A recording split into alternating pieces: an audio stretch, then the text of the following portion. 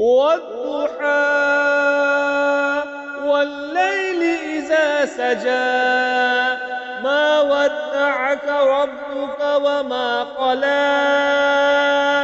وللآخرة خير لك من الأولى ولسوف يعطيك ربك فترضى ألم يجدك يتيما فآوى ووجدك ضالا فهدى ووجدك عائلا فأغنى